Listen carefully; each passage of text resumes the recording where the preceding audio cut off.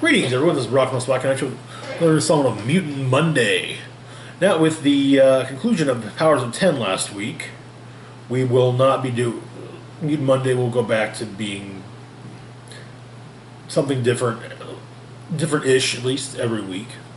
I will. There will still be the occasional X-Men comic book breakdown. Usually, though, it'll be concerning an entire arc. For example, when the first Dawn of X arcs conclude, yeah, I'll be covering each of those. There will be a Mutant Monday. Say, okay, here's what happened. Here's what happened in the first X-Men arc, the first Fallen Angels arc, the first Marauders arc, so on and so forth. So, today we will be talking about the X-Men in the MCU. More, basically, just kind of my my thoughts on how to do this. So it'll basically work out like this. The movie would begin with an introduction to Kitty Pryde. She's in school, and she reaches for her bag, for a book, and her hand goes just right through everything, and she's going, oh, not again. Maybe even not again. She kind of maybe whispers, not again. Stops and tries again, and okay, she's got her book. We'll then fast forward. The idea would be that it fast forwards to early in that summer.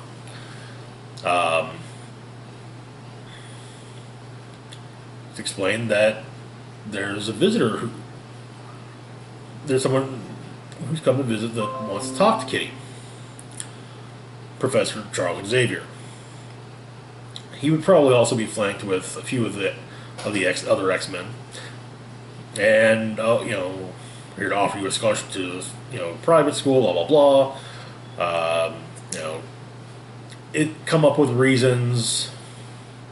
If you like, you can come visit the school and take a look. And so she goes, and on the way, Xavier explains, okay, here's what's really going on. You're a mutant. And she's like, oh, you know about the whole... about... I'm not a mutant. Like, you reach for things and someone through your hand goes through them. Yes. Yeah, you have a mutant power. I have a machine that detects mutants. Oh. She then asks about mutants in general, because obviously there are other mutants, so... Anyway, so Xavier explains mutants have been around for longer than for quite some time, but they first came to prominence in the 40s, and it'll be explained that, oh yes, mutants fought a lot, there were mutants who fought with the Allies in World War II. However, afterwards, they were kind of shunned. And it'll be alluded to that the McCarthy era also didn't just target socialists, but also mutants. So Bolivar Trask will be introduced during this time point as an engineer, a software engineer working for Stark Industries, came up with a way of identifying mutants, but it was kind of a bulky thing. So the best thing to put it in was 20-foot tall robot. However, when he took this idea to Stark, he was told in no uncertain terms no, and promptly fired. Basically told, yeah, you need to get rid of all. This is not what we're looking into. This is these are people that helped us during the war. We shouldn't be trying to persecute them. However, the government, the government says, hey, Mr. Trask, here's all the money ever and the resources of the U.S. government. And so, around the same time as a major as a basically a protest, an anti-oppression protest for mutants. Sentinels were unveiled. Big problems. We're also during this time point we're also introduced to a younger Magneto, or a younger Xavier, and a younger Magneto, who very clearly become leaders in the mutant rights movement. So, various mutants, including a pre-Weapon X project, Wolverine, band together. They stop the Sentinels.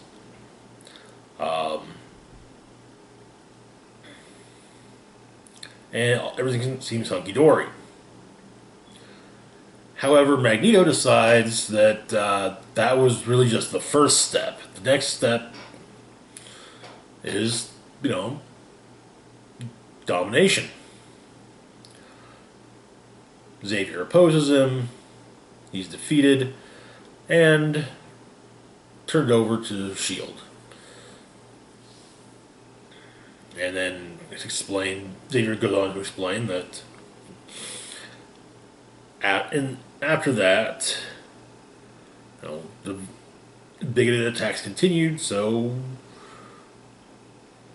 mutants hid. And he found the perfect way for them to hide, and to hide in plain sight, using a machine that amplifies his abilities, Cerebro, and also allows him to detect mutants. He erased mutants from the memory of the world, at least of humanity at large. And so, they've been operating, he's been keeping an eye out for other mutants as time went on, and bringing them to his school, training them how to use their powers. And ever since what's referred to in Spider-Man Far From Home as the blip, or as many others call it, the snap, since it was undone, there has been talk, should we undo things? I mean, there are other superpowered beings, so it shouldn't be too bad for us to be publicized.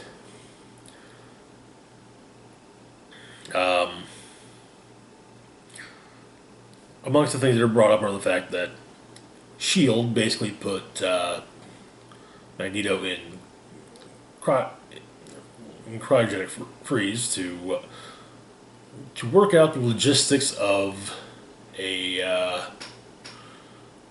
prison that could house someone with magnetic powers.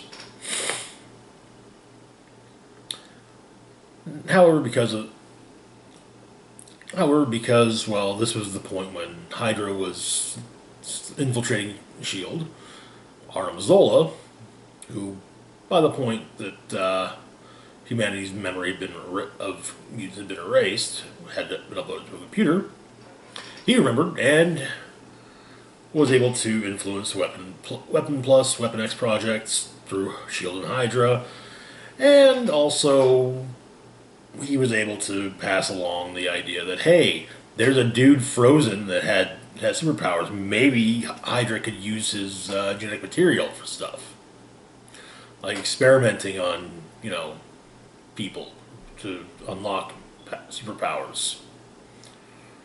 Hint, hint. Yes, there would be a link established between Scarlet Witch, Quicksilver, and Magneto. Then the Brotherhood would eventually find and free Magneto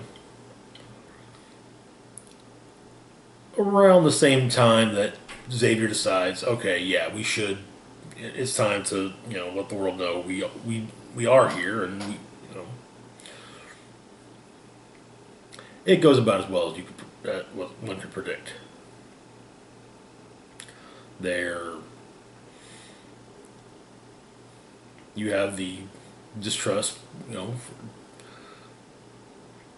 distrust and fear, you know, misunderstanding, or and but yes, the X Men do try to do good. The idea would eventually be to build up to something along the lines of at least something similar to House of X, to the recent House of X story. Yeah, that's my thoughts, my rambling, meandering thoughts on an X Men movie. I'm planning to at some point in the future write up do up a fan cast for it, which will also be a Mutant Monday video. As always, feel free to like, share, subscribe. Let me know your thoughts on, well, on my idea, as well as your own ideas or about, you know, the X Men and the about X Men and mutants in the MCU. Possibly also, oh, if you have some fan casting ideas, again, let me know in the comments below. This is Rock and Roll Spock signing off. So, oh, yes, as always. Links to my Facebook, Twitter, Patreon, and PayPal in front of the description box down below. This is Rock and Roll Spock signing off saying, live long and rock hard.